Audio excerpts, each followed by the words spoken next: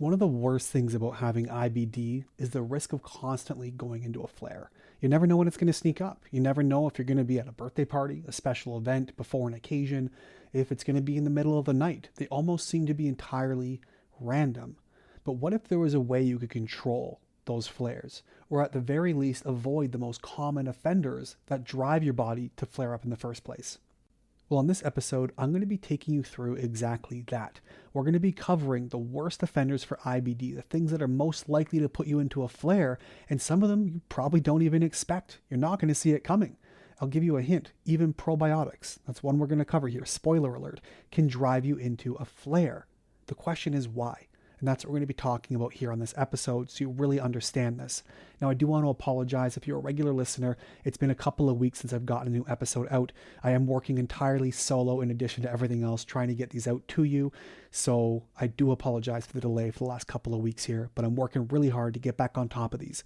Now, if you do want more access, of course, feel free to join our live groups. That's on Facebook, where we do these every week. You can join us on YouTube, or of course, here on the podcast. Contrary to what your doctors told you, Crohn's and colitis are reversible. Now, I've helped hundreds of people reverse their bowel disease, and I'm here to help you do it too, because inflammation always has a root cause. We just have to find it. This is the Reversing Crohn's and Colitis Naturally podcast. Now, I do these live trainings in my Facebook group every single week and put the audios here for you to listen to. If you want to watch the video versions of these episodes, just click the link in the show notes to get access to our Facebook group and YouTube channel. And for weekly updates, information, tips, and tricks, you can sign up for our email list by clicking the link in the show notes below. Once you know what makes your IBD worse, you can avoid those things to help keep you out of flares. It's the most important information I could probably ever give you. It's how to stay out of flares. And so I'm going to show you the top 5 most common offenders for IBD, why they cause you problems, and the last one you'll probably never expect. You're also going to learn how to avoid these common triggers. We can talk about alternatives, what to do when they start causing you problems, and of course, how to begin healing to make these things we're talking about, these common triggers or flares, less of a problem for you.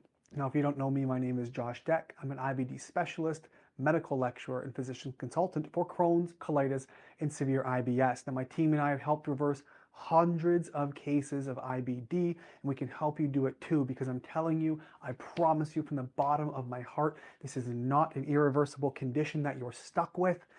It's just an inflammatory condition that has a root, like all other things. And today, I'm going to show you the top 5 offenders that are worsening your IBD, how to avoid them, and what you can do about it. First off, I want to separate the word trigger from root cause. And here's why. So this is going to make the whole thing a lot more simple. For example, the number one thing we're talking about today, the first offender for IBD is going to be stress. Now, I hear all the time, you'll say, well, stress is a trigger for me, or stress is the cause of my IBD. Every time I'm stressed, I flare up. That's not the cause, it's a trigger. So the root cause is the thing that created your disease. What actually drove your body to disease? A healthy bowel does not get stressed and then start to bleed and develop flare symptoms. So this is the difference between stress and trigger. A trigger is something that's going to worsen your gut health or make you more prone to having flares, whereas a root cause is what actually caused this to happen in the first place, making you susceptible to all the things we're talking about today. So I want to make that very clear. A trigger is not the same as a root cause. Root causes are made worse, or the symptoms are made worse by triggers. But again, a healthy bowel under stress, for example, isn't going to bleed and have bowel disease symptoms. So with that being said, I want to keep that in mind as you and I are going through this conversation together. So the first thing I want to tell you about, number one, and I know you know this one, but I want to show you why. Stress. Stress is the number one driver that I see of worsened IBD symptoms. Not to say, again, it's not causing your IBD, but it's worsening it. Here's why. There's a lot of different kinds of stressors you'll experience in a day.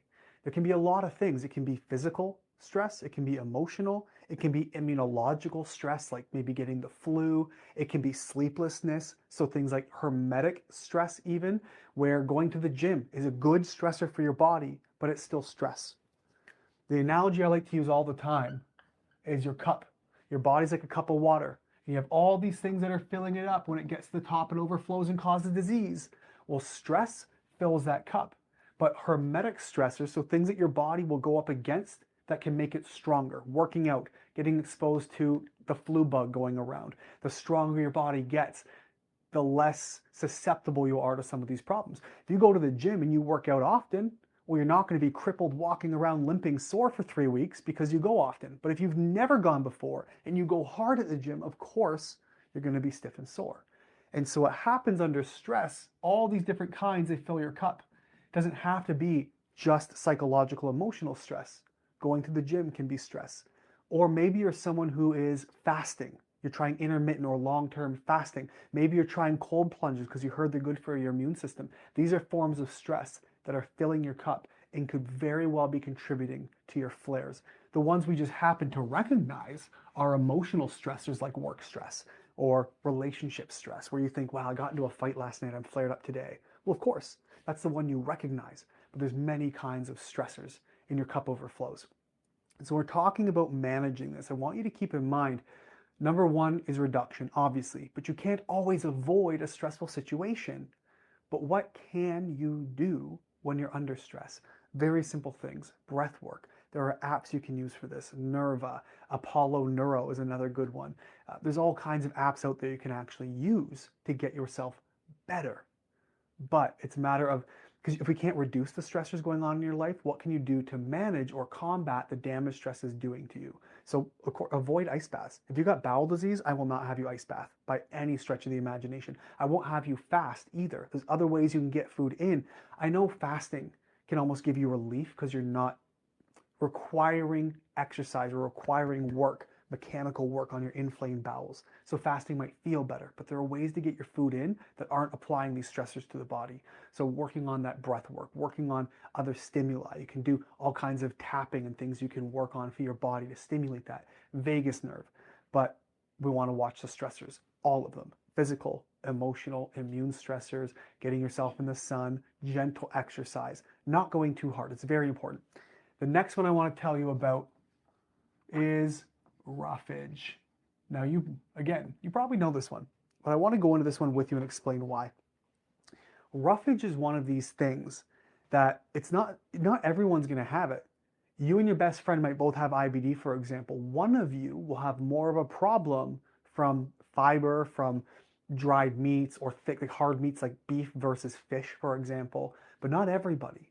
And this is what you have to really important distinction. I want to say roughage. So in general, when you got IBD, the first thing I want you to do, cook your foods, skin your vegetables, get soft foods, things you would think about feeding a toddler. Your gut is inflamed. Think of it this way. If I sprain my ankle and I got to walk up a flight of stairs, it's going to hurt, but I can get through it. But the second that I put on a backpack with weights, 100 pounds, and I try to walk on that sprained ankle, now it's worse and it hurts that much more. The same thing's happening when you eat roughage. When you're eating things that are requiring work out of inflamed tissue, the less workload, the easier it is. The less weight I put in my backpack walking upstairs, the easier my journey is going to be. The more I put in it, the worse it's going to be, the more pain I'll be in. And so when you're eating food, you want to think about things that require very little breakdown. So things that are blended, things that are mashed, things that are cooked, things that are soft. Okay, skin your vegetables, that type of stuff. But the management, we always have to get back to the root. Right? You're inflamed for a reason. I can't emphasize that enough, but these are just simple managements that you can do. The next one I want to put in here, this one might throw some controversy, and I want to hear your thoughts on this one because it's not about what I know is good, it's what you also have been told that we want to compare with here. So diet. Oftentimes doctors, dietitians, they're going to tell you go with the white diet, white bread, white pasta, white carbs, white sugars, etc. Because the truth is it's less mechanical work. We're not requiring a lot of load out of your gut because it's stuff that basically breaks down in the mouth. But we have to watch for other things. One, those are not very nutrient-dense food. Your body needs these nutrients to help you heal and help you get better. The next one, though, is a lot of additives that are pro-inflammatory. Sugar. Huge inflammatory process. It feeds nasty microbes, can increase permeability in the gut, so as well as dairy and gluten primarily. These are the first three things, including alcohol, so 4. I have people cut out sugar, dairy, gluten, alcohol immediately. Whether or not you believe or know they're causing you a problem, they're causing a problem somewhere, and given how easily avoided these are, it's always best to just take them out of your diet. And so these things will feed nasty microbes. I'll also have to look at the additives we have, different chemical additives, preservatives, pesticides, glyphosate, one of the biggest offenders. We have to watch these in your food. They give rise to bad microbes, which produce bad byproducts, which stress your immune system, which inflames you and causes more problems. They create permeability. So they actually will take your gut and they'll poke little holes in your gut lining, which allows toxins to go from your gut out and then toxins from outside to get into your gut as well. And this is a big problem. Now your immune system doesn't know which way to go. You got nasty byproducts getting into your blood, which means your immune system overreacts. It's a big deal. So all this extra permeability is a problem. It stresses your immune system, makes you sick. You get inflammation in other areas in your body. The next is it decreases your sugar, dairy, gluten, these chemicals. They actually decrease that protective mucus layer. It's like wearing a sock and a shoe and going for a walk. Imagine you take your sock off. Of course you're going to get a blister because you've worn down the gut lining or this protective layer inside. And so things are actually connecting the tissues more directly. And now you're having a problem. You're having more inflammation on top of inflammation. Your sugar, alcohol, dairy, gluten, other additives, chemicals, they also stress your immune system, right? So it's impairing immune function. Your immune system, think of it like it only has so many soldiers to work with.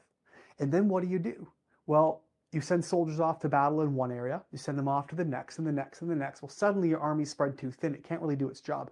Think of your immune system similarly. When it spreads so thin, it's overactive, overreacting, it's overworked, and now you're having problems. And we're stressing our immune system. Keeping in mind, 70% or so of your immune cells are made and matured and grown inside your gut. Well, guess what? If they're marching all over the place and your gut's not even healthy, you're not producing good soldiers either. So your immune system becomes more stressed, it overreacts, it can contribute to more inflammation and imbalance. These other things, especially like sugar, will also alter the pH of your gut. Inside your intestines here, it's through this very fine ecosystem. You got trillions of microbes who are living in harmony, doing their jobs. However, they like to live. Picture, I'm from Canada. It snows here. It gets colder than the surface of the moon here. But imagine I go to Ecuador, where suddenly it feels like the surface of the sun.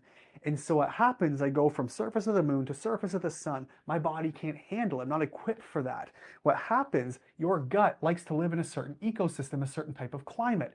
What happens when you change the pH, typically you're bringing it down and making it more acidic. It's going to give rise to a lot of these nasty microbes, which then overgrow and start to cause problems because they produce bad byproducts, which make you inflamed. And we have to watch that. So the first we've talked about, these are the obvious ones: stress, roughage, and other parts of your diet. So sugar, gluten, dairy, additives, alcohol. The next two you may not have heard of. I hope this next one you have. I really have. And the last one is going to surprise you. You might actually get mad at me for it. And I hope you do, because I'd love to talk about this a bit more. Now, if at any point you have questions, drop them below. I want to make sure you have a chance to ask those questions. So the next one I'm going to tell you about here is NSAIDs. This stands for non-steroidal anti-inflammatory drugs. Think naproxen, ibuprofen, like your Advils, those types of things. Here's the thing. This is one of the top things you should be told from your GIs and your gut health team at the hospital. But oftentimes they neglect this or miss this or forget it.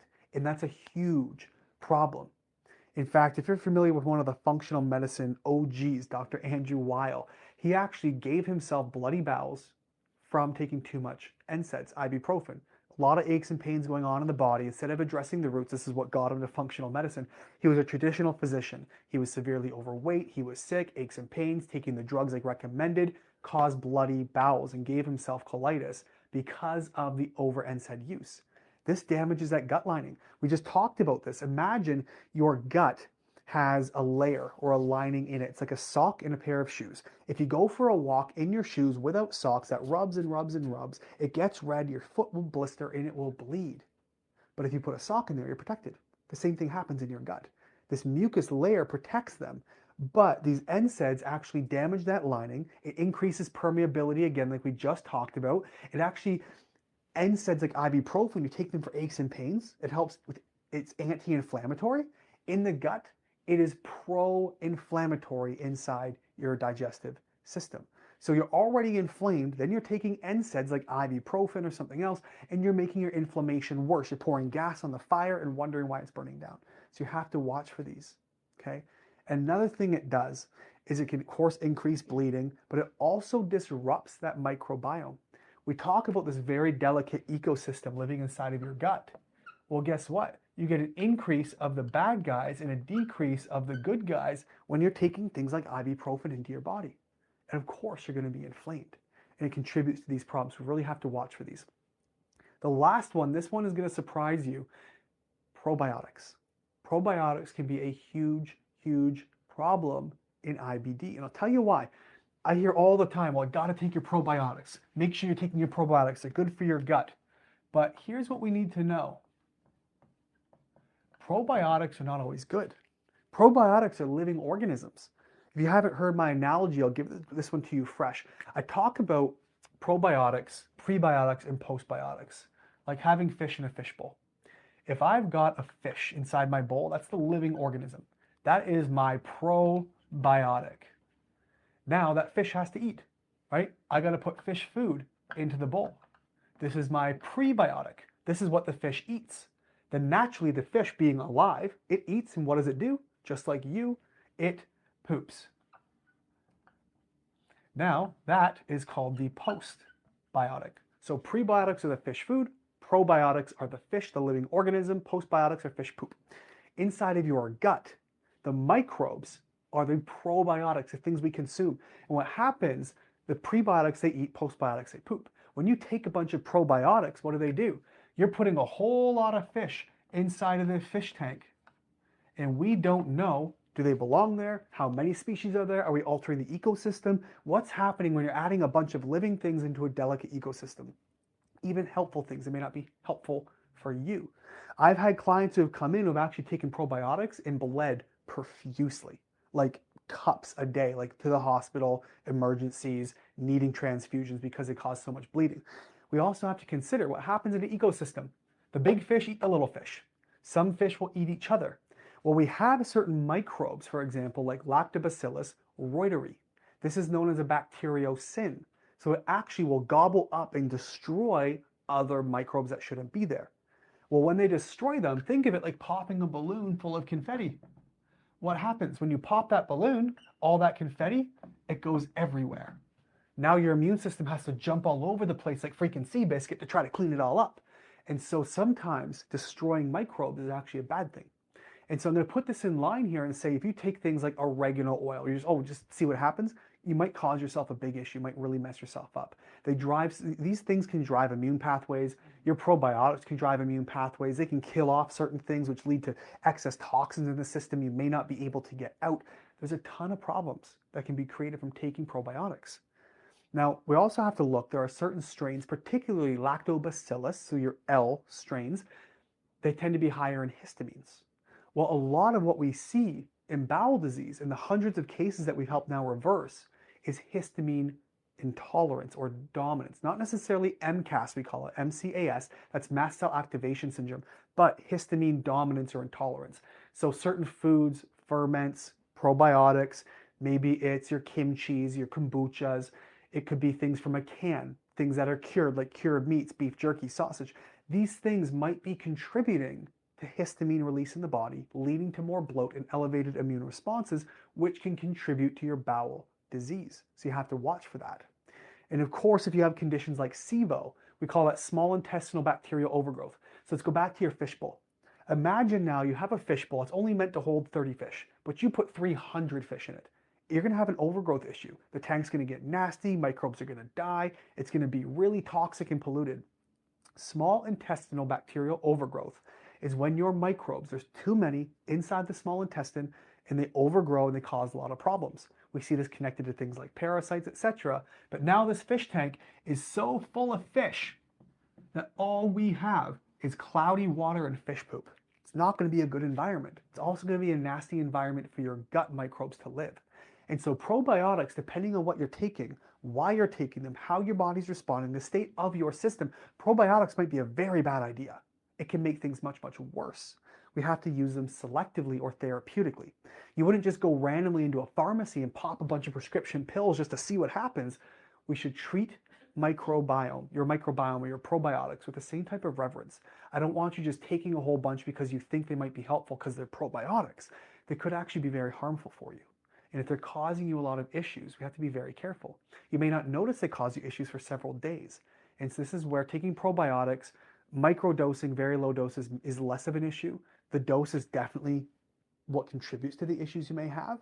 But I don't throw probiotics at my clients almost ever randomly. If I do, it's very controlled and very slow scale to increase because we need to know what's going on, especially in the early stages. So if you're taking something and these probiotics are muddying your fish tank, that's a problem. If you contribute to the overgrowth, that's a problem. If you have histamine issues with IBD, you probably do at some point, somewhere on the scale, they might be causing you problems, especially your lactobacillus strains. So we have to be very, very careful what we're taking, why we're taking it, and what it's doing inside of your system. Now, these are the top 5 most common offenders I wanted to go through, and the probiotics are less well understood, but super important to know. Because if you're taking them, again, you could be making yourself worse. If you're on the YouTube or you're listening on the podcast, there's links below that you can actually click to get to talk to me and my team. We'll sit down, find a time in the schedule, make sure we can get you some help. There is help for everyone, no matter how far along you are, how new or old the diagnosis is, how many symptoms you do or do not have. There is help for you because your body is going through it for a reason. The analogy I use is this. If you step on a nail and go to the doctor, and your doctor looks at that nail and goes, man, it's really bad, but it's kind of part of your body now. There's nothing we can do. So here's some numbing cream for the rest of your life. And if it gets really bad, we'll cut off your foot. Well, now you go to your doctor having been perfectly healthy. Suddenly you're not. Now you're inflamed and you're sick. And they go, yep, it's just part of your DNA. There's nothing we can do. Here are some drugs to take for the rest of your life. It'll help the symptoms. And if it doesn't work, we'll cut your bowels out. It's crazy. You know it. I know it. You can't go from healthy to sick and it just be this genetic random condition. There's a reason for it. In fact, genes are only correlated less than 25% of the time. There is no gene that causes bowel disease. We've mapped the entire human genome, not one that guarantees you get bowel disease. So what causes that change? Right? We know it just can't be these random issues. You only ever inflame for a reason. And most cases with antibodies, they're probably not even attacking you. So who's to say it's autoimmune? They're attacking something else. This is where we have to get into the details about it.